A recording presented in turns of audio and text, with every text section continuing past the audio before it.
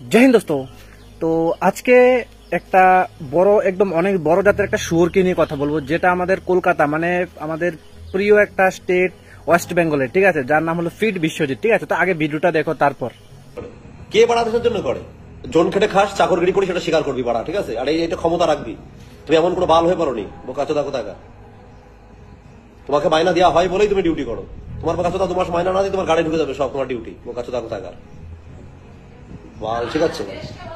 দেশে ভালোবাসা চোদে, তাহলে টাকা নেওয়ার দরকার কি? তাহলে ভালোবাসা যখন থাকে এখনই বোধহয় ডিএ ভাড়া 2% আটকে দিলে আন্দোলনে বসে পড়ে, মাইনা কমে গেল, মাইনা কমে গেল।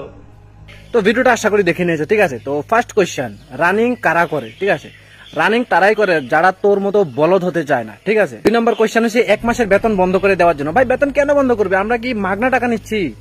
যারা ফৌজি ডিফেন্স আছে তারা মাগনা থোড়ি টাকা নিচ্ছে, ঠিক আছে। বর্ডারের সামনে একদম ছাতি দাঁড়িয়ে বুক ফুলিয়ে ওখানে দাঁড়িয়ে আছে, ঠিক আছে। তোর মতো বলদের মতো রাতে 10টার সময় ঘুমিয়ে যায় না, ঠিক আছে। জীবনে তো কোনোদিন, আমি সব ভিডিওতে বলি, সবসময় অকাতে থাকবে, ঠিক আছে। জীবনে কোনোদিন ফৌজি রেলি দেখেছিস? তুই ফৌজি রেলি দেখেছিস? আজ পর্যন্ত দেখতে পারিনি। তোর যে হাতির মতো শরীর, তোকে সালা দেখলে ওখান থেকে লাথি মেরে বের করে দেবে, ঠিক আছে।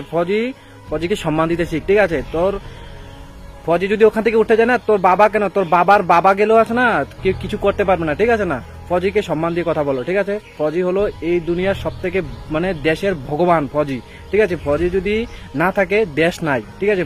পুরা দেশকে রক্ষা করার ক্ষমতা কার? ফৌজির। পিএম মোদী ওই দিন ত্রিপুরাতে আসলো, তার দিকে এসপিজি ঘুরছে, কি জন্য? এসপিজি হলো ওর প্রোটেক্টেড, ঠিক আছে। এসপিজি না থাকলে পিএম মোদীর কোনো কিছু নাই, সেকেন্ডে ওকে উড়িয়ে দেবে, ঠিক আছে। তাই ফৌজি না থাকলে কোনো স্টেটের, কোনো কান্ট্রির কোনো দামি নাই, ওটাকে সেকেন্ডের মধ্যে উড়িয়ে দেবো। জম্মু কাশ্মীর থেকে 1 ঘন্টার জন্য ফৌজিকে উড্ডল করে নাও, দেখবা জম্মু কাশ্মীর সেকেন্ডে পাকিস্তান নিয়ে নেবে। কি জন্য? ফৌজি কি জন্য ওখানে খাড়িয়েছে? যার জন্য ওখান থেকে কোনো শত্রুপক্ষ আসলে যাতে ওরা ডিফেক্ট করতে পারে, ঠিক আছে, ডিফাইন করতে পারে। আরেকটা কথা হলো ভাই, আমরা দেশের জন্য খাটি, তার জন্য আমাদের ইন্ডিয়া আমাদেরকে বেতন দেয়, ঠিক আছে।